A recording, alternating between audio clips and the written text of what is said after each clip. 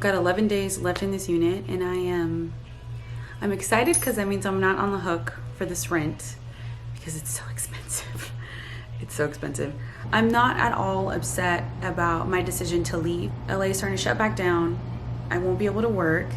I have a job right now, but it's not really enough to get me by. And I am okay with having a tight budget if I was working on film, but I would have a really tight budget here and I wouldn't be working on film. I would just be trying to survive for the next year.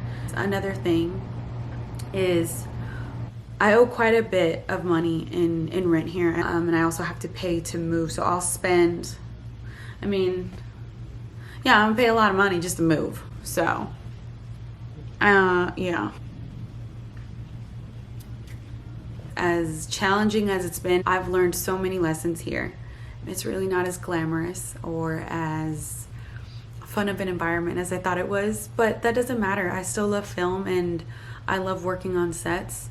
And I really have learned a lot, and I don't regret being here, and I don't regret coming here because I knew that this is what I wanted to do. So, and I made so many sacrifices. I planned for 4 years to be here. I knew that I wanted to be here after graduation. You know, I took part-time classes and I was in school every single semester just to finish on time, and still kept I kept a full-time job for a while, and then I went to part-time. So I really made as many sacrifices as I could to be here, and I do not regret it at all. It's been expensive, but I don't regret it because I know what the industry is like. I know what the people are like. I know, yeah, the people. I feel like I've really learned, I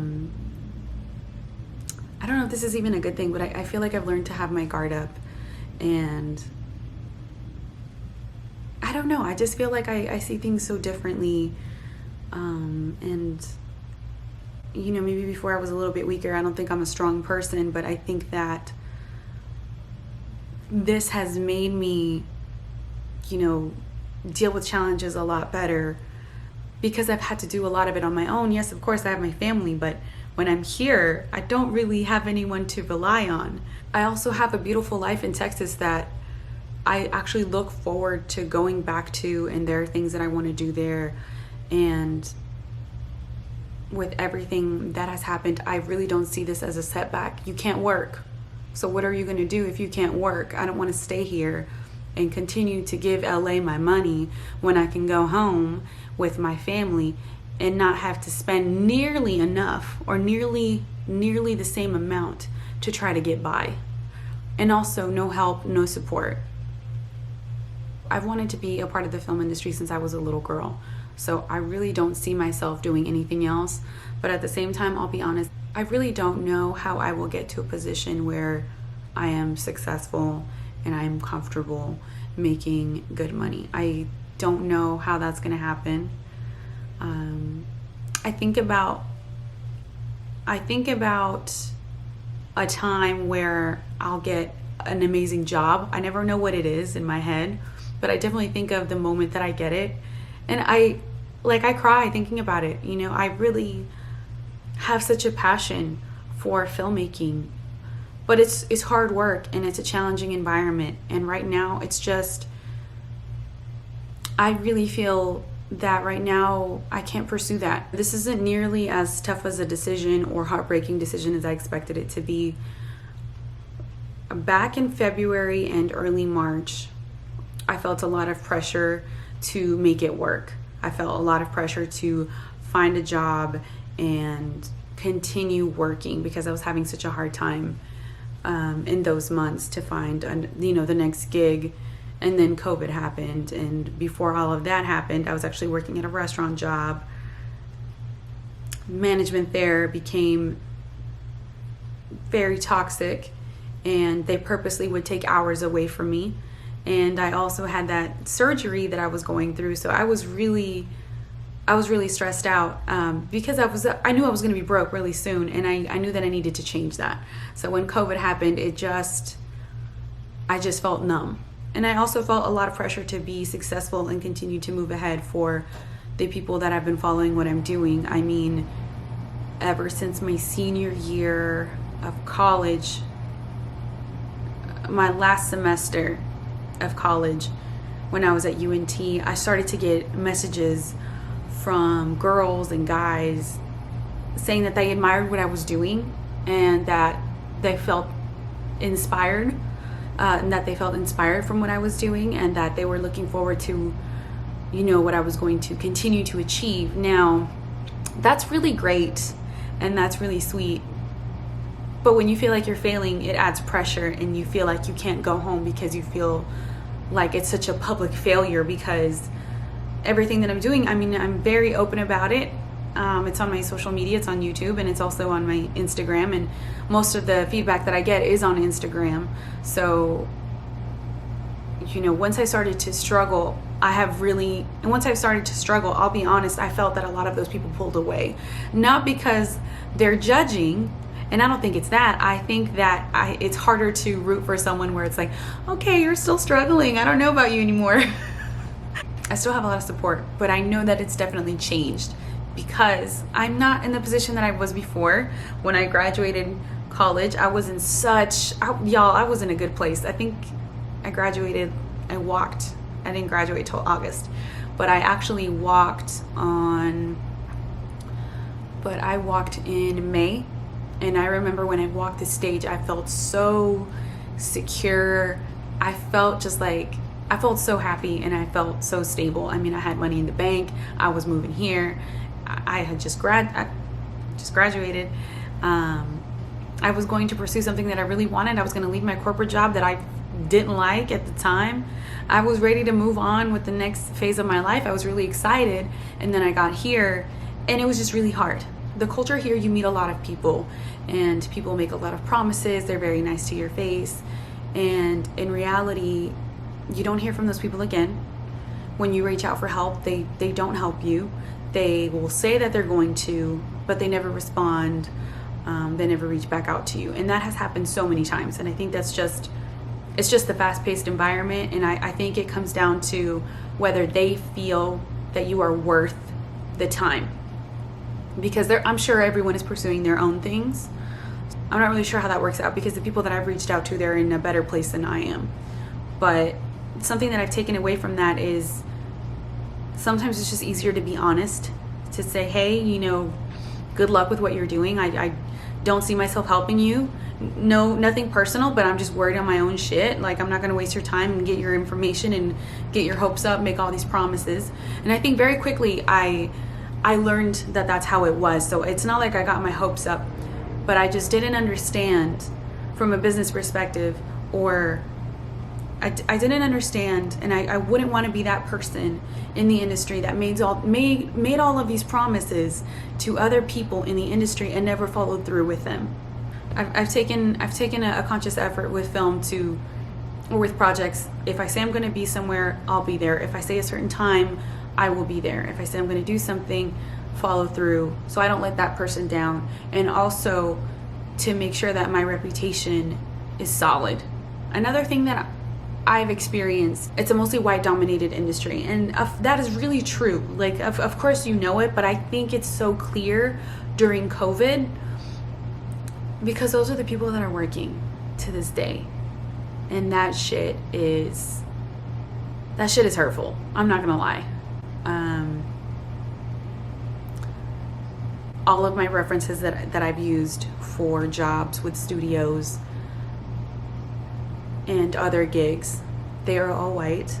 They're all consistently working. The people that I see, that I speak to, that are friends, that are still working, my friends from Dallas, from UNT, they moved here. 2 white girls also, and they had much more opportunities.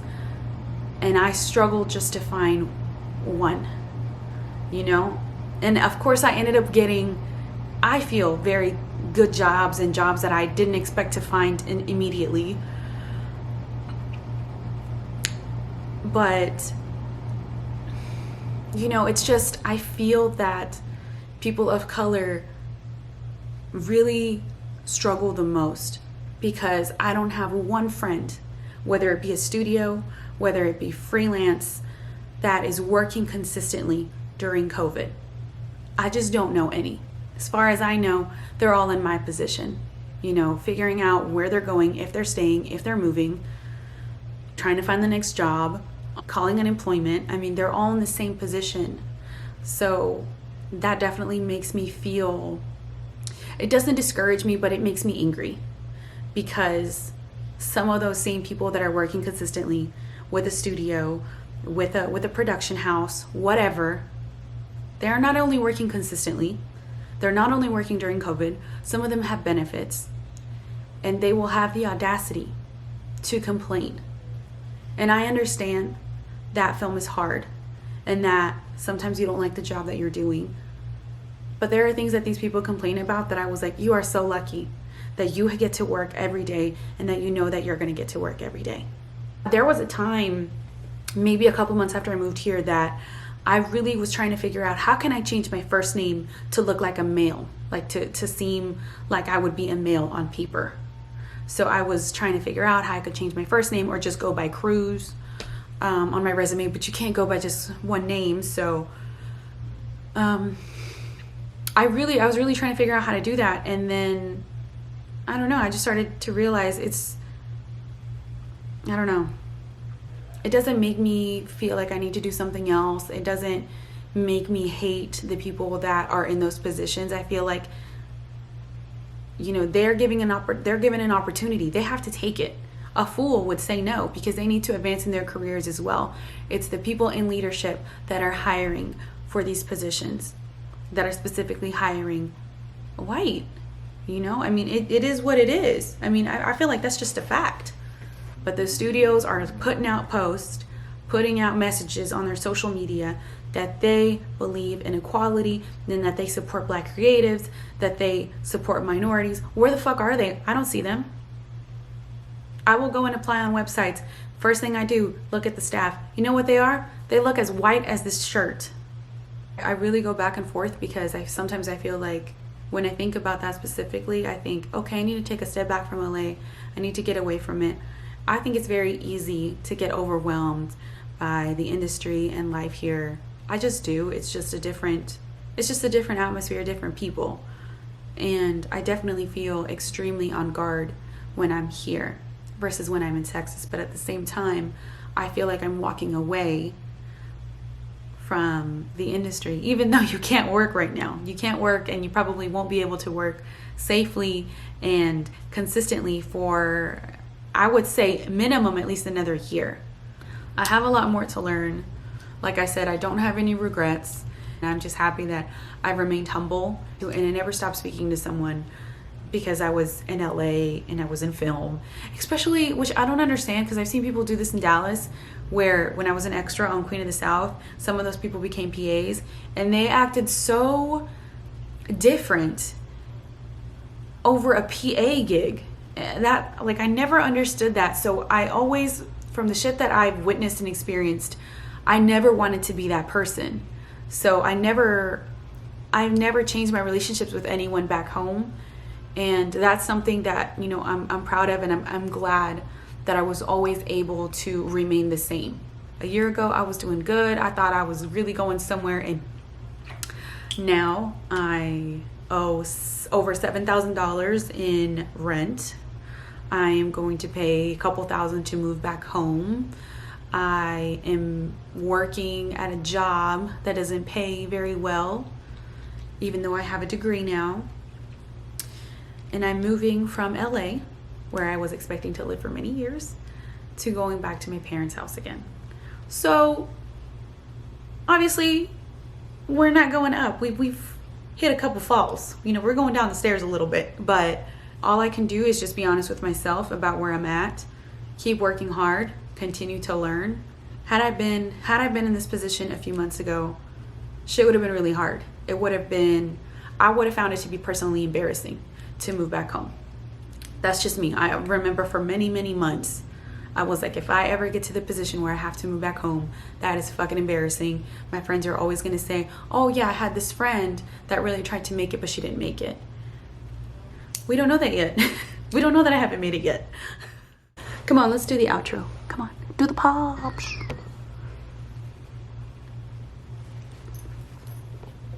Come here. Okay, come back. All right, we're done.